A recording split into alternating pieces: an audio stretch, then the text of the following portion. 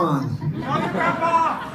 I want to thank all the chairs and co-chairs of this event tonight, and a special thanks to our founding partner of the 2030 Network, Square Roots and its CEO, Murad Fareed. Thank you. Let me tell you what he does.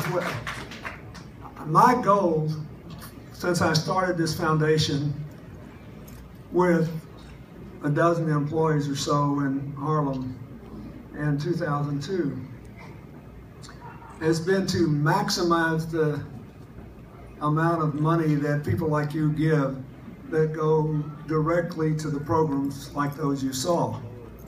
And so what Murad has done by underwriting this program is he guarantees that your money can all go directly to the programs, that we can run this and have our fundraisers.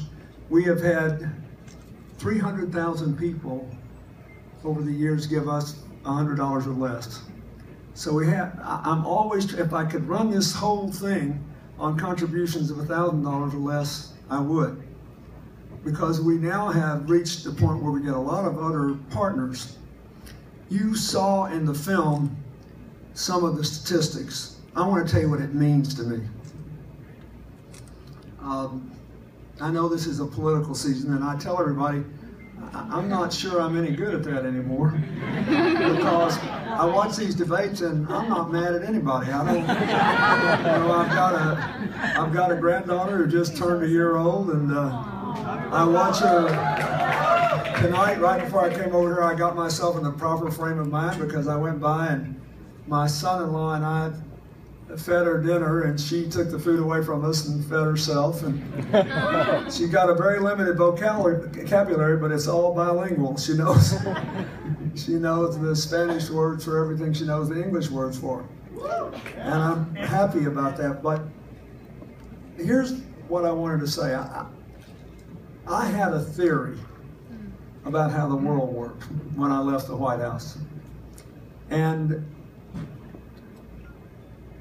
I learned it over many years in public service and over watching my wife, who, it's ironic that she's the one in politics today, because she spent her whole life in the non-governmental movement doing what I do now.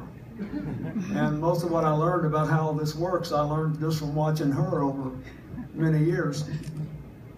I laugh, that's the only thing semi-political I'm going to say tonight, but I get tickled when people say that she's an insider since she's been in elected office, as nearly as I can see, less than nearly anybody else who's running. But anyway, she actually spent a lifetime doing this. So I said, well, I'm going to leave. I don't ever want to look back in my life, and I've been lucky ever since I was a little boy. I've loved every part of my life.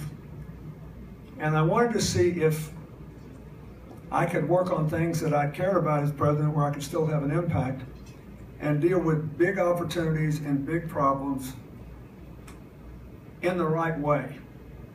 To evolve, it's imperative that we make lasting change.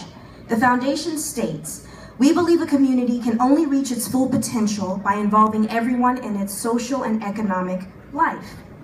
The fact that the Clinton Foundation recognizes this gives me hope, because I believe that the human race would be better if we attach this idea to the entire world.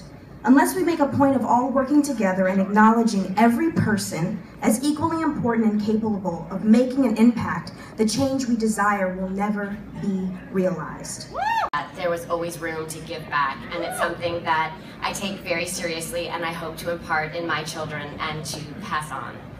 And I feel very fortunate to be able to do that. And your presence here tonight says that that's something that you feel compelled. So it's like we're all friends.